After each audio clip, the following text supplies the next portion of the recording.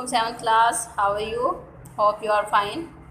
Okay बेटा, last video में हमने पढ़ा था जो टॉपिक, वो मैंने आपको समझाया था कि इलेक्ट्रॉनिक कॉन्फ़िगरेशन किस तरह से करनी है। ठीक है, उसमें आपको मैंने प्रॉपर्ली बताया था, सारा एक्सप्लेन किया था शेल्स के बारे में और उनकी सब शेल के बारे में, कॉन्फ़िगरेशन किस तरह से करनी है, इलेक्ट्रॉन किस तरह से डिस्ट्रीब्यूट करना है। ठीक है, तो आज की वीडियो में जो नेक्स्ट हमारा टॉपिक है, आज हमने पढ़ना है वैलेंसी।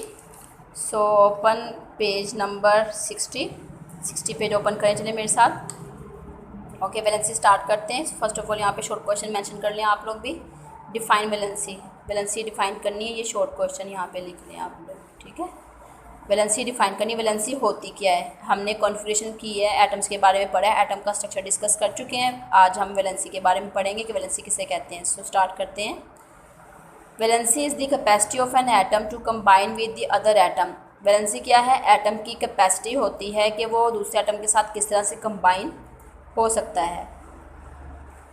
नेक्स्ट है valency can also be define. और भी डेफिनेशन है वैलेंसी की, आपने ये लाइन भी याद कर लेनी है डेफिनेशन में, और जो नेक्स्ट करवाने लगी हूँ यहाँ से वो भी आपने याद करनी है। The number of electrons that an atom wants to the number of electrons that an atom wants to lose, gain or share is called its valency. So valency क्या होती है कि एटम की कैपेसिटी में दूसरे के साथ किस तरह से कंबाइन हो सकता है। अब एटम किसी और एटम के साथ कंबाइन किस तरह से होगा? या तो वो इलेक्ट्रॉन को लूज़ करेगा, दे देगा, या वो इलेक्ट्रॉन को ले लेगा, गेन करेगा, या वो इलेक्ट्रॉन्स को शेयर करेगा एक दूसरे के साथ। जितने वन पहले एटम के साथ 1 इलेक्ट्रॉन है, दूसरे आइटम के साथ भी 1 ही होंगे। 1 देगा और 1 लेगा, इट्स मीन शेयर कर रहे हैं। लाइक जैसे आप लंच शेयर करते हैं, ठीक है, या कोई और चीज़ जिस तरह से आप शेयर कर सकते हैं अपने बहन भाइयों के साथ भी, अपने फेलोज़ के साथ भी। ठीक है, ऐसे ही एटम भी करता है, अपने इलेक्ट्रॉन्स को शेयर करके वो खुद को स्टेबल बना लेता है। ठीक है ना। सो स्टार्ट करते हैं। किस तरह से वैलेंसी आप बता सकते हैं कि लूज़, गेन और शेयर कर सकते हैं। एक एग्जाम्पल आपको मैं यहाँ पर एक्सप्लेन कर देती हूँ।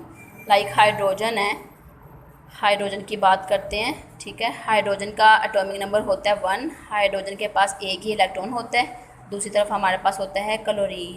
क्लोरीन के पास होते हैं 17 इलेक्ट्रॉन्स, यानी एटॉमिक नंबर इसका 17 है। तो अगर हम इसका ड्रा करें कॉन्फ़िगरेशन के लिए, तो देखें इसका सिर्फ ये एक ही इलेक्ट्रॉन होगा। ये प्रोटॉन और न्यूट्रॉन लास्ट टाइम मैंने आपको समझा दिया था। क्लोरीन का अगर हम बनाए तो क्लोरीन में भी प्रोटॉन, न्यूट्रॉन्स, न्यूक्लियस। उसके बाद फर्स्ट में आएंगे कितने इलेक्ट्रॉन्स? 2 इलेक्ट्रॉन्स। फिर सेकंड में कितने आएंगे? सेकंड शेल में आएंगे 8 इलेक्ट्रॉन्स। 8 और 2 कितने हो गए? 10। बस जो थर्ड शेल है उसमें बाकी कितने रह जाएंगे? 7 इलेक्ट्रॉन्स। ठीक हो गया। अब देखिए ये 7 इलेक्ट्रॉन्स हैं इसके पास। 7 मतलब लास्ट शेल में 7, आउटरमोस्ट शेल में 7 इलेक्ट्रॉन रिमेनिंग है, बच गए इसके पास। तो यह एटम खुद को स्टेबल बनाना चाहता है। ये चाहता है कि मेरे पास एक और इलेक्ट्रॉन आ जाए तो मैं खुद को 8 बना लूँ। तो अब है तो इसके पास 17, ये एक इलेक्ट्रॉन कहाँ से लेगा? फिर इसके आसपास ढूंढेगा, कोई ऐसा एटम है तो इसको मिल जाएगा, वो हाइड्रोजन का एटम होगा। अब देखें हाइड्रोजन के पास चूँकि है ही एक इलेक्ट्रॉन है, तो ये क्या करेगा? एक इलेक्ट्रॉन भी लेके, क्योंकि इसने अपने आउटरमोस्ट शेल में हमेशा जो एटम होते हैं, तमाम एटम, सिर्फ H और Cl की मैं बात नहीं कर रही, वो अपने एंड वाले शेल में हमेशा 2 या 8 इलेक्ट्रॉन्स रखना चाहते हैं। ठीक है, वो चाहते हैं कि 2 या 8 इलेक्ट्रॉन्स हों, या 2 हों या 8 हों, ताकि वो खुद को क्या बना सके? स्टेबल कर सके। अब देखें ये क्लोरीन चाह रहा है कि मैं अपने आप को स्टेबल करूं एक इलेक्ट्रॉन को लेके, जबकि हाइड्रोजन के पास है ही सिर्फ एक इलेक्ट्रॉन है। वो क्या करेगा? किसी और से 2, 3, 5 लेके। तो ये क्या करेगा? हाइड्रोजन अपना इलेक्ट्रॉन क्लोरीन को दे देगा। हाइड्रोजन ने इलेक्ट्रॉन क्या किया? क्लोरीन को दे दिया, लूज़ कर दिया। लूज़ का मतलब होता है देना। ठीक है, जब इसने इलेक्ट्रॉन हाइड्रोजन ने दिया है, उस वक्त हाइड्रोजन पे चार्ज आ जाना है पॉजिटिव। कौन सा चार्ज आ जाएगा? पॉजिटिव चार्ज आ जाएगा। क्यों? क्योंकि इसने इलेक्ट्रॉन को दिया था। अब दूसरी तरफ हमारे पास जो एटम है वो है क्लोरीन का। क्लोरीन ने वही इलेक्ट्रॉन लिया है, यानी इसने गेन किया है। क्या किया? इसने गेन किया है, हासिल किया है। जब इसने इलेक्ट्रॉन को गेन कर लिया, इसका मतलब इसके ऊपर चार्ज आ गया नेगेटिव। याद रखिएगा, ये बातें याद रखनी जो मैं आपको बता रही हूँ। ठीक है बेटा, नेगेटिव कब आता है? जब इलेक्ट्रॉन लिया जाता है। पॉजिटिव कब आता है? जब इलेक्ट्रॉन को लूज़ किया जाता है, दिया जाता है। ठीक है, देखें 8Cl, इस तरह से जब इनमें बॉन्डिंग हुई है, दोनों ने मिलकर क्या बना लिया? 8Cl बना लिया, इस तरह से। ठीक है, ये 7 था तो इसको 1 मिल गया, तो अब ये खुद को क्या बना लेगा? 8 बना लेगा। ठीक है, इसके पास अब कोई भी नहीं है इलेक्ट्रॉन्स, इसके पास 8 हो गए। अब देखिए वैलेंसी क्या है, ये जो आया ना पॉजिटिव, अब आप वैलेंसी इस तरह से लिख सकते हैं कि एच की वैलेंसी कितनी है, बोलेंगे +1 और Cl की कितनी हुई -1। क्यों, इसने इलेक्ट्रॉन एक लिया, इसकी क्यों, क्योंकि इसने इलेक्ट्रॉन दिया। इसमें पढ़ लेते हैं क्या कह रहे हैं। For example the sodium atom Na जो है उसने इलेक्ट्रॉन एक लूज़ किया है, उसकी वैलेंसी हो जाएगी 1 इसकी क्या है वैलेंसी। जैसे क्लोरीन की 1 क्या है वैलेंसी, एच की 1 क्या है वैलेंसी। इन्होंने एग्जांपल दी सोडियम की, मैं आपको वो भी समझा देती हूँ। सोडियम Na के पास होते हैं 11 इलेक्ट्रॉन्स, 11 ठीक है, 11 इलेक्ट्रॉन्स होते हैं इसके पास। तो 11 इलेक्ट्रॉन्स देखें, फर्स्ट शेल में हमारे पास आ जाएंगे यहाँ पे 2, सेकंड शेल में आ जाएंगे 8, थर्ड शेल में आ जाएंगे कितने, बाकी रह गए 1। अब ये 1 इलेक्ट्रॉन रख के क्या करेगा, क्योंकि ये तो स्टेबल हो रहा है, 8 इलेक्ट्रॉन लास्ट पे रह गए तो ये स्टेबल हो रहा है, इसलिए अपने 1 इलेक्ट्रॉन को दे देगा। जब सोडियम ने लूज़ कर दिया, लूज़ किया तो इसके ऊपर चार्ज आ गया पॉजिटिव। कितने दिए इसने 1, तो जो 1 आएगा ना 1 + 1 वो इसकी वैलेंसी होगी। क्या होगी इसकी वैलेंसी। क्या बेटा समझ आई है आपको। चलें जी, गुड, शाबाश। अगर आपको समझ आई है तो मैं आपको अपने से एग्जांपल देती हूँ, आपने खुद सोल्व करनी। चलें, O है, ठीक है, O का होता है एटॉमिक नंबर 8, आपने मुझे निकाल के दिखानी इसकी वैलेंसी क्या होगी। और मैग्नीशियम है Mg होता है 12, इसकी निकाल के दिखानी, ठीक है। चलें, यह आपने होमवर्क करना है। O atomic number 8, electrons 8, oxygen Mg, magnesium का 12 इसके इलेक्ट्रॉन्स होते हैं। सोल्व करके मुझे दिखाना है आपने, जैसे मैंने अभी आपको बताया ना वैलेंसी, आपने निकाल कर देनी है कि मैग्नीशियम की कितनी वैलेंसी होती है, प्लस माइनस भी साथ में लगाना है, और ऑक्सीजन की कितनी वैलेंसी होती है। चलिए जी, हमने वैलेंसी पढ़ लिया हुआ है। यहाँ पे भी एग्जाम्पल उन्होंने फ्लोरीन की दी हुई है, एक इलेक्ट्रॉन लेगा तो उसके ऊपर -1 आ जाएगा, हाइड्रोजन शेयर करेगा देगा तो 1 आ जाएगा, ठीक है। आगे नेक्स्ट है टॉपिक हमारा आइंस। क्या होते हैं आइन। आइन ऐसी स्पीशी होती है जिसके ऊपर पॉजिटिव नेगेटिव चार्ज हो, ठीक है। आइन क्या है, एक एटम जिसके ऊपर पॉजिटिव या नेगेटिव चार्ज हो। वो तो हमने पहले सोल्व कर ली। यहाँ पे देखें जी, क्या सोल्व किया हमने, इलेक्ट्रॉन को दिया ना, इसने लूज़ किया है, लूज़ करा है, यहाँ से आते हैं। जब इलेक्ट्रॉन को लूज़ किया जाता है ना बेटा, जब लूज़ किया जाता है तो हमने पढ़ा है पॉजिटिव साइन आता है, यही पढ़ा है ना। तो जो पॉजिटिव चार्ज होगा उसको आपने नाम दे देना है कैटाइंस का। किसका, कैटाइंस का। क्या नाम दे देंगे, कैटाइंस, गुड। दूसरी तरफ हमने कहा कि इलेक्ट्रॉन्स को गेन किया जाता है। क्या किया जाता है, गेन, ठीक है ना। इलेक्ट्रॉन को गेन करते तो हमने पढ़ लिया चार्ज कौन सा आता है, नेगेटिव। नेगेटिव को आपने नाम दे देना किसका, एनाइंस का। क्या कहना आपने, एनाइंस, ठीक है, शाबाश, समझ आ गई। इसका मतलब आप लोगों को इलेक्ट्रॉन को देते हैं तो चार्ज आता है पॉजिटिव, पॉजिटिव को चार्ज को हम नाम देते हैं कैटाइंस का। इलेक्ट्रॉन अगर लेता है एटम तो नेगेटिव चार्ज आता है, नेगेटिव को हम नाम देते हैं एनाइंस का। एक्चुअली में कैटाइन एनाइंस क्या है, दोनों आइन हैं, ये दोनों क्या हैं, आइंस हैं। आइन इसको बोलेंगे। आइन क्या होता है, जिसके ऊपर ऐसा एटम जिसके ऊपर पॉजिटिव नेगेटिव चार्ज हो।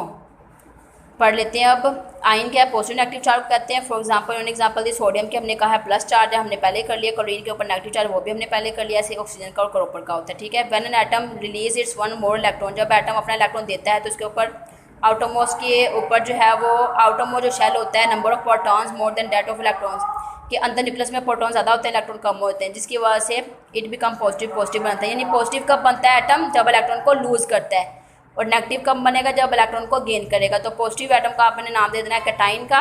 और जब इलेक्ट्रॉन जो है वो आउटरमोस्ट शेल में इंक्रीज़ होते हैं इलेक्ट्रॉन्स, तो इसका मतलब नेगेटिव चार्ज यानी इलेक्ट्रॉन को हासिल किया गया, लिया गया, गेन किया गया, तब वो बन जाएगा एनाइन, ठीक है। यहाँ तक आपने करना समझ आ गई।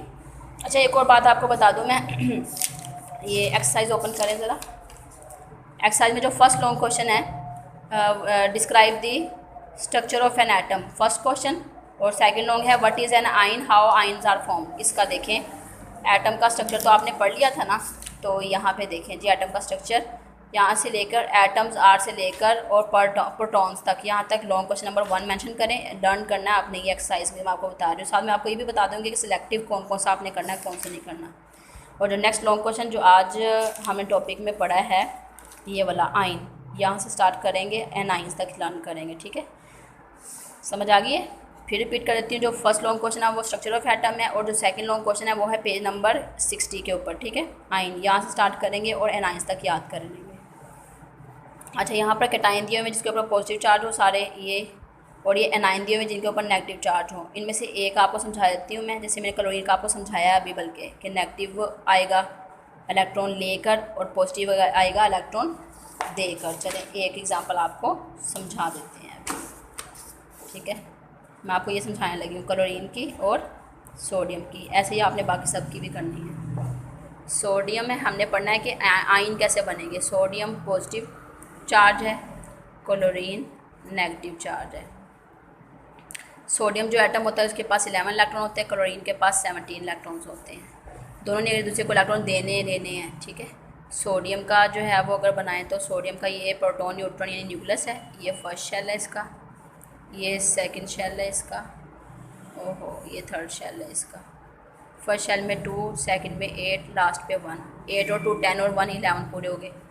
क्लोरीन में चलते हैं, ये क्लोरीन का जो है वो nucleus first shell, second shell, ऐसे ही थर्ड शेल पे आते हैं, ठीक है। 2 इलेक्ट्रॉन 8 इलेक्ट्रॉन बाकी 7, 8 और 2 10, 10 और 7 17 पूरे हो गए। अब इसके पास 7 है और मैंने पीछे भी आपको बताया है आपको अभी कि जो 7 इलेक्ट्रॉन्स है उसको इसने 8 बनाना होता है एटम ने, क्योंकि ये चाहता है कि खुद को स्टेबल बनाए, ठीक है। या तो 2 होना चाहिए आउटरमोस्ट शेल में, आउटरमोस्ट का मतलब होता है बाहर वाला शेल, या तो 2 होना चाहिए इलेक्ट्रॉन या फिर 8 इलेक्ट्रॉन्स होने चाहिए। अब यहाँ पे 7 है, ये क्या करेगा 7 इलेक्ट्रॉन दे देगा किसी को या सिर्फ 1 इलेक्ट्रॉन लेके अपने आप को स्टेबल बनाएगा, बताएं जी। चलिए आपकी कॉमन सेंस चेक करते हैं। चलिए बताएं मुझे फिर कि 7 इलेक्ट्रॉन ये एटम जो क्लोरीन का ये देगा, 7 इलेक्ट्रॉन देगा या किसी से 1 इलेक्ट्रॉन उधार ले लेगा? हाँ जी शाबाश, 7 इलेक्ट्रॉन नहीं देगा क्योंकि इसके पास ज़्यादा है। इसकी बजाय वो क्या करेगा 1 इलेक्ट्रॉन ले सकता है, इलेक्ट्रॉन 1 गेन करेगा, हासिल करेगा। तो इसके आसपास कौन था? सोडियम एटम था। सोडियम अपना 1 इलेक्ट्रॉन दे रहा है क्लोरीन को, तो ये बन रहे हैं 8, यानी क्लोरीन ले रहा है तो नेगेटिव चार्ज आ गया। दूसरी तरफ सोडियम के पास आउटरमोस्ट शेल में 8 है, वो पहले से स्टेबल बनना चाह रहा है, तो ये क्या करेगा 1 को दे देगा बजाय इसके कि वो किसी से 1 ले। अब ये सोडियम जो है वो 1 दे के खुद को पॉजिटिव यानी इसने भी स्टेबल बना लिया। इसके ऊपर कैटाइन, नेगेटिव है तो एनाइन, पॉजिटिव होगा तो कैटाइन, पॉजिटिव होगा तो क्या बोलोगे जी? कैटाइन बोलोगे। पॉजिटिव होगा तो कैटाइन, नेगेटिव होगा तो एनाइन। समझ आई मेरी बात की? शाबाश, गुड। यहाँ पे ये टेबल में पड़ा है। नेक्स्ट पेज पे आ जाए जी आप लोग, ये मैं आपको समझा दिया है, ठीक है। 1 इलेक्ट्रॉन इसने दिया और इसने 1 इलेक्ट्रॉन लिया है यहाँ पे, ठीक है। अच्छा जी, यहाँ पे है next isotopes and there uses. ये इंशाल्लाह नेक्स्ट टॉपिक हम पढ़ेंगे, ठीक है। तो जो आपको मैंने अभी लॉन्ग क्वेश्चन बता दिए हैं वो लर्न करने चले, ये भी आपको आज की वीडियो में एक्सप्लेन कर देते हैं। ये आइसोटोप्स एंड देयर यूजेस यहाँ तक तो आपने कर लिए, ये आइंस की, कैटाइन एंड आइंस की एग्जांपल। नेक्स्ट है आइसोटोप्स क्या होते हैं और इनके इस्तेमालात क्या क्या हैं। यहाँ स्टार्ट करते हैं। The atoms of the same element, definition isotopes की। Atom of the same element having same atomic number, ऐसे एटम्स के एलिमेंट जिनका एटॉमिक नंबर तो एक जैसा हो लेकिन उनका मैस नंबर मुख्तलिफ हो। मिसाल के तौर पर अब मैं आपको समझाने लगी हूँ। क्लोरीन के लिए लेते हैं Cl 17, क्लोरीन 35, 36, एक और होता है 37। ये क्या है? एटॉमिक नंबर है। ये क्या है? एटॉमिक नंबर है। ये क्या है बेटा? एटॉमिक नंबर है। आपने ऐसे एलिमेंट्स लेने जिनके एटॉमिक नंबर एक जैसे हों लेकिन उनके ऊपर वाले मैस नंबर मुख्तलिफ हों, उसको आपने नाम दे देना है किसका? आइसोटोप्स का, ठीक है। ये क्लोरीन के 3 आइसोटोप्स मैंने बोले। ऐसे ही कार्बन है 12, 13, 14 और इसके जो है वो क्लोरीन के सिर्फ 2 होते हैं, ठीक है। क्लोरीन के 2 होते हैं। ये जो बीच वाला है ना ये नहीं होता। क्लोरीन के कितने आइसोटोप्स हैं? आपने कहना 2। क्लोरीन हैव 2 आइसोटोप्स, ठीक है। क्लोरीन के 2 आइसोटोप्स होते हैं, ठीक है जी। क्लोरीन 35, क्लोरीन 37 और जो कार्बन है उसके 3 आइसोटोप्स होते हैं। कार्बन 12, कार्बन 13, कार्बन 14, ठीक है ना। और कार्बन का जो एटॉमिक नंबर होता है वो कितना होता है? 6। देखिए अब ये देखिए आप लोग के तीनों में 6, 6, 6 एटॉमिक नंबर इक्वल है, मैस नंबर डिफरेंट, तो क्या बन जाएगा? ये भी आइसोटोप, कार्बन आइसोटोप, ठीक हो गया। डेफिनेशन में भी यही पढ़ा हमने। Atom of the same element having same atomic number but different mass number, तो आइसोटोप्स हो जाते हैं। अब यहाँ पे देखें हाइड्रोजन के दिए हुए 3, हाइड्रोजन के 3 दिए हुए हैं।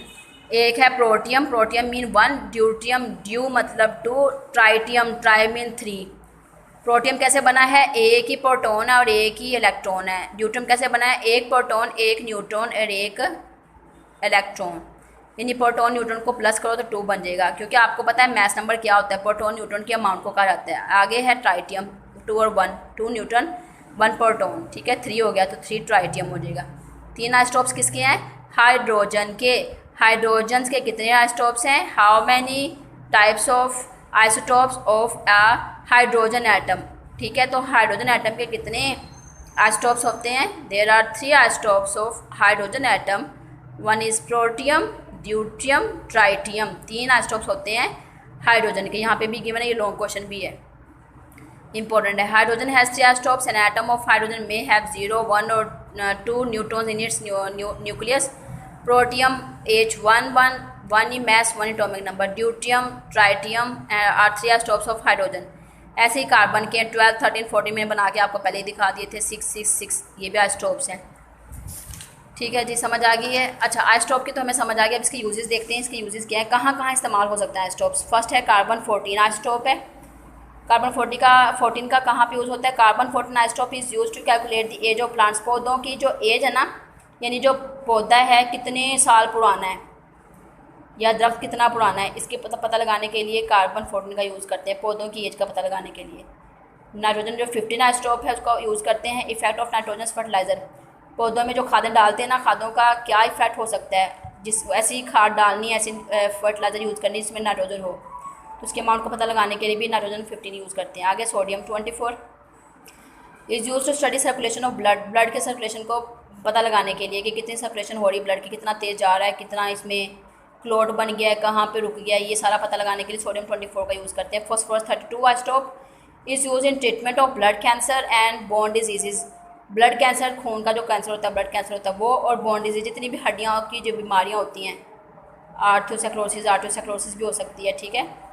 और इस किस्म की जो है वो बोन्स के डिसऑर्डर्स को पता लगाने के लिए, ट्रीटमेंट के उसके इलाज के लिए फॉस्फोरस 32 का यूज़ करते हैं। क्रोमियम है 51 isotope is use to study the red blood cells in patients with blood deficiency. वो लोग जिनके अंदर खून कम होता है, ब्लड डेफिशिएंसी होती है, तो ब्लड सेल्स देते हैं, उसके लिए हम क्रोमियम 51 का यूज़ करते हैं, ठीक है।